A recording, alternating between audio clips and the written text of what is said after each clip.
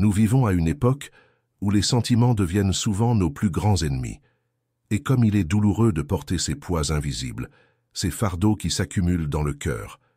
Je sais que vous vous êtes déjà senti ainsi, anxieux, comme si vous étiez piégé dans un cycle sans fin de pensées qui ne vous permettent pas de vous reposer. Peut-être avez-vous expérimenté la solitude qui crie au milieu des foules, ou l'indécision qui paralyse votre âme. Peut-être que la colère a déjà consumé des moments précieux de votre vie, ou que la frustration a peint vos rêves de couleurs sombres. Et que dire de l'abandon de soi? Ce monstre silencieux qui fait que la personne se voit comme quelqu'un sans valeur, comme si le monde allait mieux sans elle. Ah, frère, comme ces sentiments nous volent, ils viennent lentement, comme des voleurs dans la nuit, et quand nous nous en rendons compte, nous sommes déjà captifs. L'anxiété, par exemple, est une chaîne qui nous empêche de vivre le présent. Vous avez déjà remarqué comment elle nous fait projeter des scénarios terribles qui souvent ne se produisent jamais? Elle nous fait prisonniers d'une tempête qui existe uniquement dans nos esprits. Jésus, dans ce bateau au milieu de la tempête, n'était pas anxieux. Il dormait car il savait que les vagues et les vents obéissent à la voix du Créateur. Mais nous, si souvent, oublions cela. Nous luttons, nous nous débattons, essayant de vaincre avec nos propres forces, alors qu'en réalité, nous devrions simplement crier « Seigneur, sauve-nous !» La solitude est un autre ennemi qui guette nos jours. Et je ne parle pas seulement de la solitude physique, mais de cette solitude qui nous fait sentir isolés, même lorsque nous sommes entourés de personnes. C'est une sensation de vide, de déconnexion, qui fait mal au cœur d'une manière que nous ne parvenons même pas à expliquer. Mais tu n'as pas été créé pour vivre seul. Depuis l'Éden, Dieu a dit qu'il n'était pas bon que l'homme soit seul. Il nous a fait pour vivre en communion, pour partager les fardeaux les uns des autres.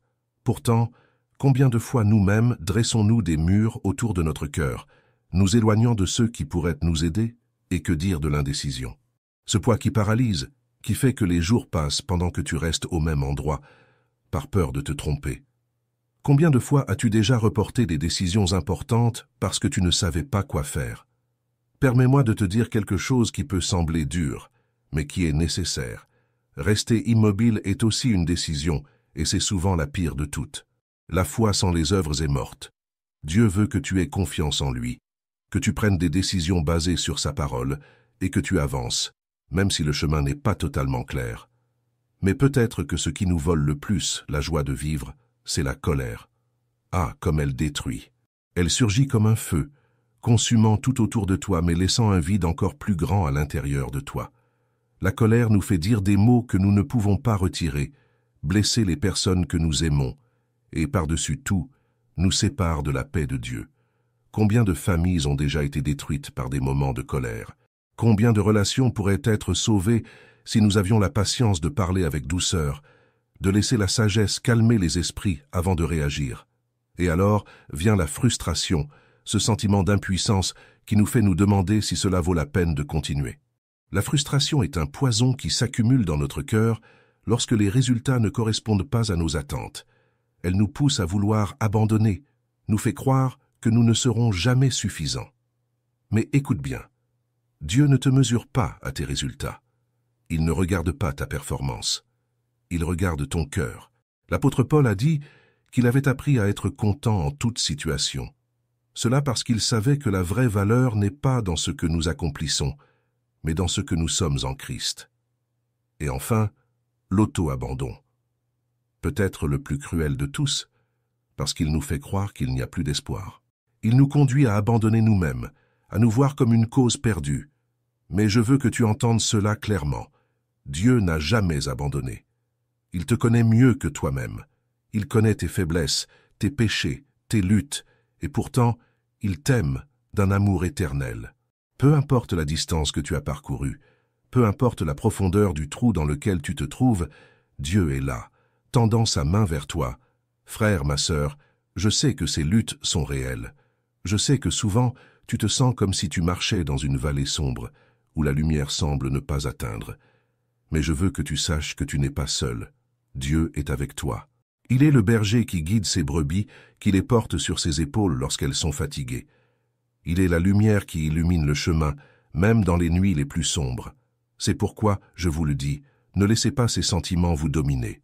Ne laissez pas l'anxiété, la solitude, l'indécision, la colère, la frustration et l'auto-abandon voler la vie abondante que Dieu a pour vous. Invoquez Dieu. Allez dans votre chambre de prière, déversez votre cœur devant lui. Ne retenez rien. Confessez vos peurs, vos faiblesses, vos doutes. Et puis écoutez, parce que Dieu parle. Il murmure dans le silence. Il apporte la paix là où il y a du tumulte. Il apporte la guérison là où il y a de la douleur. Et lorsque vous vous lèverez de ce lieu de prière, faites-le avec la certitude que vous n'êtes pas seul. Faites-le avec la foi que Dieu travaille, même lorsque vous ne voyez pas. Marchez un pas à la fois en confiance qu'il guide vos pas. Et souvenez-vous, peu importe la force de la tempête, Jésus est dans le bateau avec vous. Et avec lui, vous arriverez toujours de l'autre côté. Amen. Oui, mes bien-aimés, je veux que vous écoutiez chaque mot qui vient du cœur de Dieu pour votre vie. Lorsque nous disons que Jésus est dans le bateau, ce n'est pas une simple métaphore, mais une vérité vivante. Il est présent au milieu de la tempête. Mais savez-vous ce qui nous arrive? Nous regardons davantage les vagues que le Maître. Nous regardons davantage les problèmes que celui qui a la solution.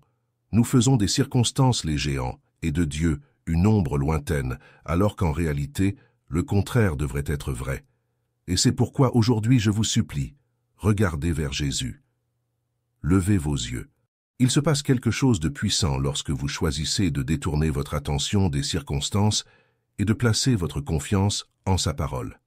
Parce que, voyez-vous, l'anxiété veut voler votre foi. Elle murmure des mensonges dans votre esprit, vous faisant croire que Dieu ne se soucie pas de vous ou que vous êtes seul. Mais Jésus a dit, ne vous inquiétez de rien. Votre Père sait de quoi vous avez besoin. Matthieu 6, 31-32. Comprenez-vous ce que cela signifie? Cela signifie que vous êtes connu.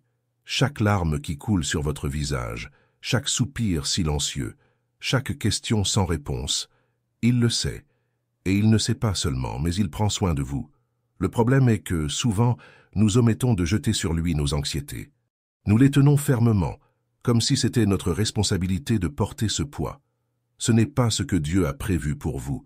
Lorsque Pierre a dit « Déchargez-vous sur lui de tous vos soucis, car lui-même prend soin de vous » 1 Pierre 5, 7. Il disait « Libérez-vous de ce poids, faites confiance qu'il s'occupe de tout. » Alors, comment résister à l'anxiété? D'abord, arrêtez de lutter seul. Entrez dans votre chambre de prière, fermez la porte et parlez à Dieu comme vous parleriez à votre meilleur ami. Dites « Seigneur, voici mon cœur, déchiré, blessé, mais il est à toi, prends ceci de moi. » Et faites confiance. Ne faites pas que dire, mais faites vraiment confiance. La confiance est l'antidote contre l'anxiété. Mais il y a autre chose dont nous devons parler, et c'est de la solitude.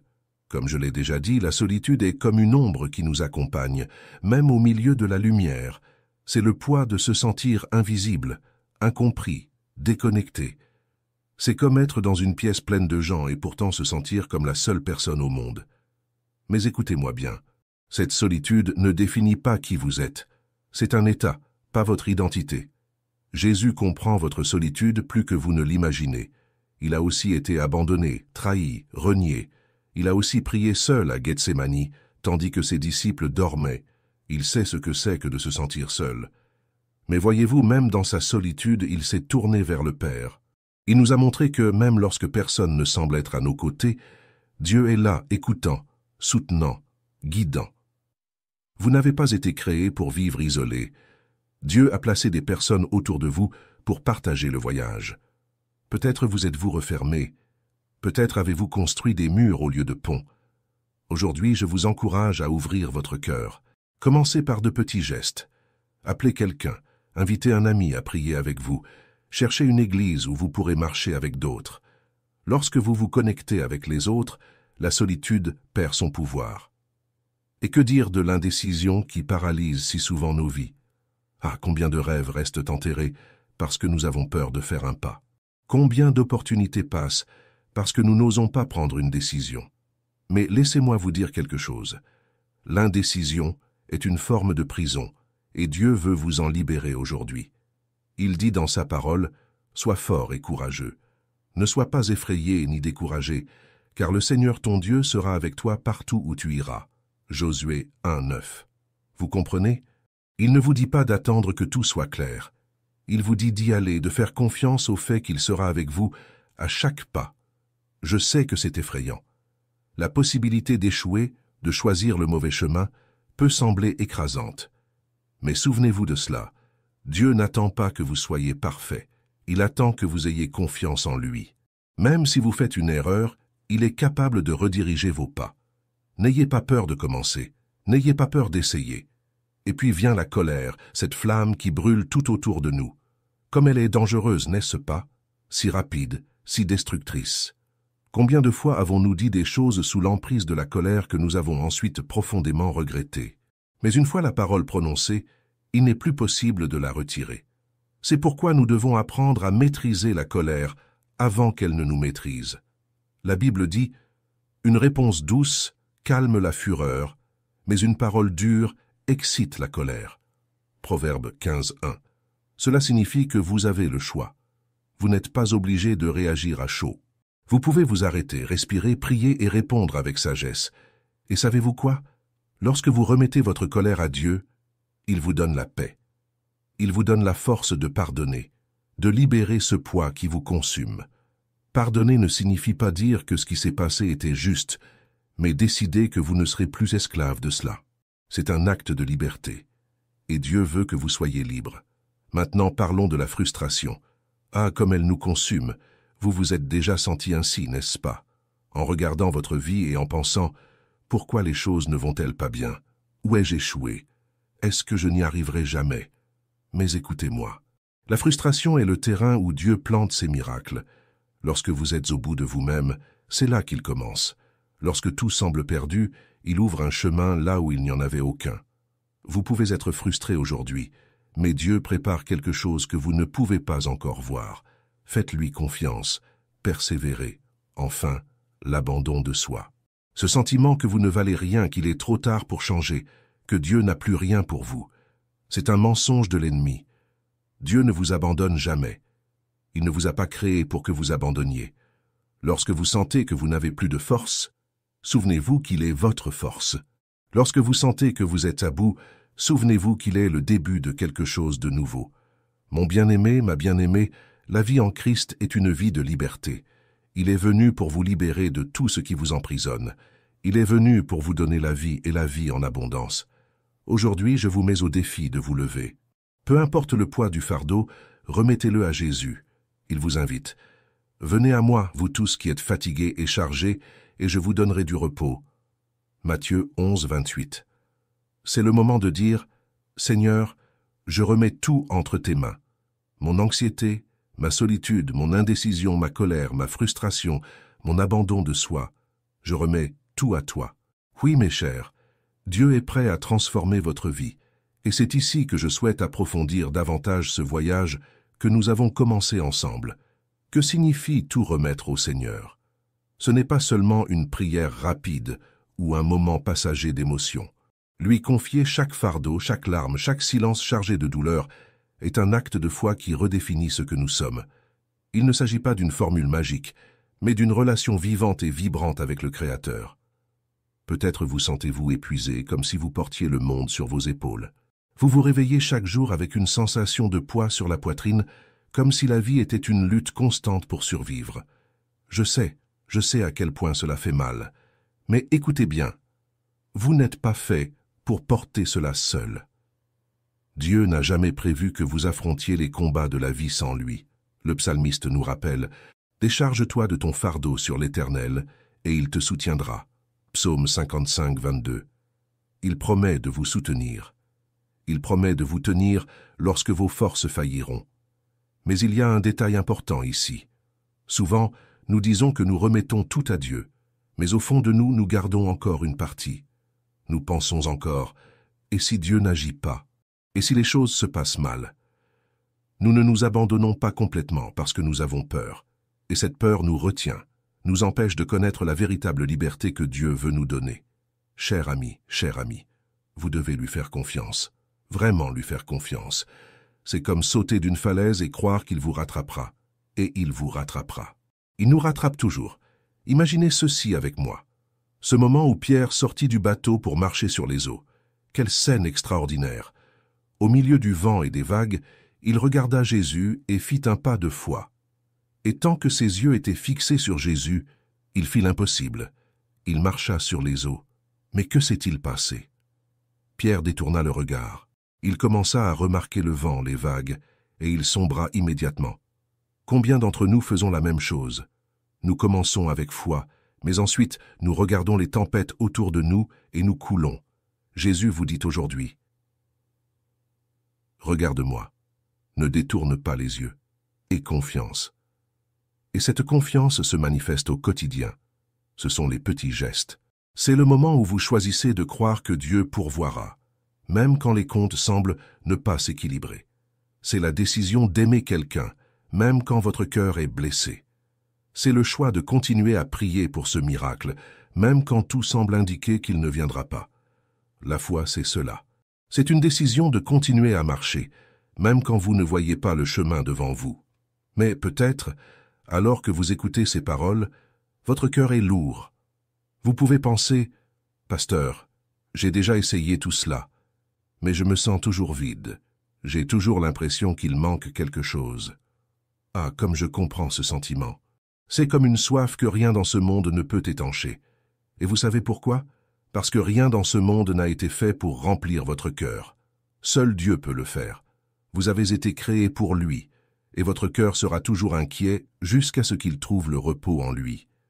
Et quand vous commencez à vous reposer en Dieu, quelque chose d'incroyable se produit. Les tempêtes peuvent continuer autour de vous, mais à l'intérieur de vous, il y a une paix qui dépasse toute compréhension. C'est la paix que Jésus a promise. « Je vous laisse la paix, je vous donne ma paix. Je ne vous la donne pas comme le monde la donne. » Jean 14, 27. Cette paix ne dépend pas des circonstances, elle ne dépend pas de tout ce qui va bien. Elle vient du fait de savoir que vous êtes entre les mains de celui qui contrôle toutes choses. Mais peut-être que vous vous demandez, comment puis-je trouver cette paix au milieu de tant de douleurs? Parce que, soyons honnêtes, la douleur est réelle. Les pertes, les échecs, les déceptions, tout cela laisse des traces profondes. Mais écoutez, Dieu n'ignore pas votre douleur. Il la voit, il la ressent. Jésus a pleuré devant le tombeau de Lazare, même en sachant qu'il le ressusciterait. Il n'est pas indifférent à votre souffrance, et c'est précisément pour cela qu'il offre la guérison. Cette guérison ne se fait pas en une seule fois. C'est un processus. C'est comme une blessure qui a besoin d'être traitée, jour après jour, jusqu'à ce qu'elle soit complètement guérie. Et ce traitement se fait en présence de Dieu. Lorsque vous vous approchez de lui, lorsque vous permettez qu'il touche les zones les plus douloureuses de votre vie, il commence à restaurer ce qui a été brisé. Il prend les cendres et les transforme en beauté. Il prend ce qui était mort et le ramène à la vie. Mais il y a quelque chose que vous devez faire. Vous devez permettre qu'il entre. Vous devez ouvrir votre cœur, même dans les zones que vous préféreriez cacher. Cela peut être effrayant, cela peut être difficile. Mais c'est nécessaire parce que Dieu ne force pas l'entrée. Il attend que vous l'invitez. Et lorsque vous l'invitez, il entre avec tout son amour, avec toute sa grâce et commence à tout transformer. Et lorsque cette transformation commence, vous vous rendez compte que vous n'êtes plus la même personne. L'anxiété commence à céder la place à la paix. La solitude est remplacée par la communion. L'indécision est surmontée par la confiance. La colère est dissoute par le pardon. La frustration se transforme en espoir. Et l'abandon de soi est remplacé par un profond sentiment de but. Oui, mes chers, Dieu a un but pour votre vie. Vous n'êtes pas un accident. Vous n'êtes pas ici par hasard. Avant même votre naissance, Dieu avait déjà un plan pour vous. Et peu importe à quel point vous êtes éloigné de ce plan maintenant, il y a encore du temps. Dieu est spécialiste en transformation d'histoire. Il prend les chapitres les plus sombres de votre vie et les transforme en témoignages de sa gloire. Et vous savez ce qui est le plus incroyable? Il ne fait pas cela seulement pour vous. Il le fait à travers vous. Quand vous permettez à Dieu de transformer votre vie, vous devenez une lumière pour les autres. Vous devenez un instrument d'espoir, de guérison, de rédemption. Les personnes autour de vous commencent à voir le changement en vous, et cela les inspire à chercher la même transformation. Votre vie devient un reflet de l'amour de Dieu, et c'est ce que je veux pour vous aujourd'hui. Que vous expérimentiez cette transformation, que vous trouviez cette paix, que vous découvriez le but pour lequel vous avez été créé. Ne laissez pas l'anxiété, la solitude, l'indécision, la colère, la frustration et l'abandon de soi définir votre vie. Laissez Dieu vous définir. Laissez-le vous montrer qui vous êtes vraiment. Et pendant que vous faites cela, rappelez-vous, vous ne serez jamais seul. Dieu est avec vous. Il est votre Père aimant, votre ami fidèle, votre Sauveur puissant. Il vous aime plus que vous ne pouvez l'imaginer. Et il n'abandonnera jamais. Jamais. Oui, mes bien-aimés, avec Dieu, toutes les choses sont possibles. Peu importe à quel point la nuit dans laquelle vous vivez est sombre, Dieu est la lumière qui apparaît à l'horizon, le soleil qui ne faillit jamais à se lever. Vous devez y croire, mais pas seulement avec l'esprit. Vous devez saisir cette vérité avec votre cœur, de toute la force de votre âme. Parce que la foi n'est pas une théorie, c'est une pratique. Et c'est dans cet exercice de la foi que les miracles commencent à se produire. Mais je sais que souvent, il y a de la résistance en nous. Nous résistons parce que nous avons peur. Nous résistons parce que nous avons été blessés dans le passé. Nous résistons parce qu'au fond, nous nous demandons encore « Est-ce que Dieu se soucie vraiment de moi? Est-ce qu'il voit ce que je traverse ?» Et je veux que vous sachiez, avec tout le poids de la conviction que Dieu a mis dans mon cœur. Oui, il s'en soucie. Il voit chaque larme, chaque bataille, chaque silence. Il connaît votre fatigue, et c'est précisément pour cela qu'il vous invite à venir à lui. Jésus dit « Venez à moi, vous tous qui êtes fatigués et chargés, et je vous donnerai du repos. » Matthieu 11, 28. Ce repos n'est pas seulement physique, c'est un repos pour l'âme. C'est la paix qui vient lorsque vous cessez de lutter seul et avez confiance qu'il est aux commandes. Mais, pour expérimenter cela, vous devez prendre une décision. Vous devez choisir de faire confiance. Vous devez choisir de remettre. Il y a quelque chose de puissant au moment où vous remettez tout. C'est comme lâcher un poids que vous avez porté si longtemps que vous ne savez même plus comment c'est de vivre sans lui. Vous commencez à respirer différemment. Votre vision s'éclaircit. Vous réalisez que, pour la première fois depuis longtemps, vous n'êtes pas seul. Et cela change tout. Mais ne pensez pas que cette remise est quelque chose que vous faites une fois et c'est terminé. Non, c'est un choix quotidien. Chaque jour, vous devez vous lever et dire « Seigneur, je choisis de te faire confiance aujourd'hui. Je choisis de remettre mes soucis, mes doutes, mes blessures. Je choisis de suivre ta voie, même lorsque le chemin semble incertain. » C'est l'essence de la vie chrétienne, une marche quotidienne de foi et de dépendance.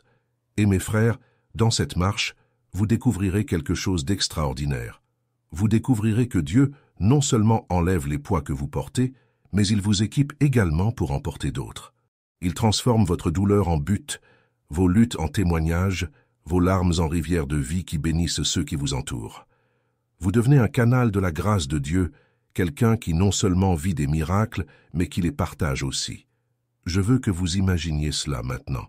Imaginez ce qui se passerait si vous décidiez aujourd'hui de tout remettre à Dieu. Imaginez ce que ce serait de vous réveiller demain avec un cœur léger, sachant que Dieu prend soin de chaque détail de votre vie. Imaginez ce que ce serait de vivre sans peur, sans anxiété, sans l'ombre de la solitude. Imaginez l'impact que cela aurait non seulement sur vous, mais sur les personnes autour de vous. Imaginez le témoignage que vous seriez pour votre famille, vos amis, votre communauté. Mais, pour que cela se produise, vous devez faire le premier pas. Vous devez sortir du bateau, comme Pierre l'a fait. Vous devez faire confiance au fait que, même si les eaux semblent instables, Jésus est là, prêt à vous soutenir. Et même si vous sentez que vous êtes en train de couler, il tendra la main et vous relèvera, comme il l'a fait avec Pierre. Parce que c'est le cœur de Dieu. Il ne vous laisse jamais seul. Et lorsque vous commencerez à faire ces pas, quelque chose de merveilleux commencera à se produire. Vous verrez que les tempêtes ne sont pas si effrayantes quand Jésus est avec vous. Vous verrez que les vagues, qui semblaient auparavant infranchissables, sont en réalité le chemin qu'il utilise pour vous amener de l'autre côté. Vous verrez que les luttes que vous avez affrontées n'ont pas été vaines, mais font partie d'un plan plus grand pour vous modeler, vous renforcer et vous rendre capable de quelque chose d'extraordinaire. Oui, Dieu a quelque chose d'extraordinaire pour vous. Mais vous devez y croire. Vous devez croire qu'il est plus grand que vos peurs, plus grand que vos échecs, plus grand que tout ce que vous pouvez affronter. Parce qu'il l'est. Et lorsque vous vous accrochez à cette vérité, il n'y a rien que vous ne puissiez affronter. Peut-être vous demandez-vous, mais comment commencer? Que dois-je faire maintenant? Je vous le dis, commencez par une prière. Il n'est pas nécessaire que ce soit une prière longue ou élaborée. Ouvrez simplement votre cœur et dites, « Seigneur, je suis ici. Je ne sais pas comment faire cela seul. J'ai besoin de toi, je te remets tout. » Et ensuite, faites confiance qu'il a entendu. Faites confiance qu'il agit, même si vous ne le voyez pas. Puis après cela, continuez à marcher. N'attendez pas des sentiments. Marchez simplement. Lisez la parole de Dieu. Priez quotidiennement. Entourez-vous de personnes qui peuvent vous encourager et vous renforcer dans la foi. Et par-dessus tout, gardez les yeux fixés sur Jésus, pas sur les vagues, pas sur le vent, mais sur lui. Parce qu'il est la source de votre force, de votre paix, de votre joie. Et à la fin de cette marche, quand tu regarderas en arrière, tu verras que Dieu a été avec toi tout le temps. Tu verras qu'il ne t'a jamais abandonné, qu'il ne t'a jamais laissé. Et tu verras que, aussi difficiles que les combats aient été, ils en valaient la peine. Parce qu'ils t'ont rapproché de Dieu. Parce qu'ils t'ont façonné à l'image du Christ. Alors, mon bien-aimé, ma bien-aimée, je te pose la question, qu'est-ce qui t'empêche de faire ce pas aujourd'hui? Qu'est-ce qui te retient? Quoi que ce soit, remets-le à Dieu maintenant. N'attends pas demain, n'attends pas un moment parfait. Le moment, c'est maintenant. Dieu t'appelle. Il dit, « Viens, je suis ici. Je veux porter ce fardeau pour toi. Je veux transformer ta vie. » Et quand tu répondras à cet appel, quand tu feras ce pas de foi, quelque chose d'extraordinaire se passera. Tu verras qu'avec Dieu, toutes les choses sont vraiment possibles. Tu verras qu'il est fidèle, qu'il est bon, qu'il est tout ce dont tu as besoin. Et tu ne seras plus jamais le même. Que le Seigneur te bénisse et te garde. Qu'il te fortifie dans ta marche. Qu'il remplisse ton cœur de la paix qui dépasse toute compréhension. Et que toi, en vivant cette transformation, sois une lumière pour tous ceux qui t'entourent, témoignant de l'amour et de la fidélité de Dieu. Partage cette vidéo bénie, afin qu'elle puisse toucher et aider d'autres personnes comme toi et moi. Veux-tu approfondir encore plus ta foi et ta prière? Télécharge notre e-book exclusif sur comment renforcer ta spiritualité de nos jours. Le lien est dans les commentaires ci-dessous. N'oublie pas de cliquer sur le bouton s'abonner si ce n'est pas encore fait. Merci beaucoup du fond de mon cœur de faire partie de notre communauté de foi. Si tu souhaites encore plus soutenir notre chaîne, envisage de devenir membre de notre chaîne. Je te laisse ici 2 autres vidéos pour que vous puissiez continuer votre parcours spirituel et votre croissance dans la foi. Merci et que Dieu bénisse tout le monde. À bientôt.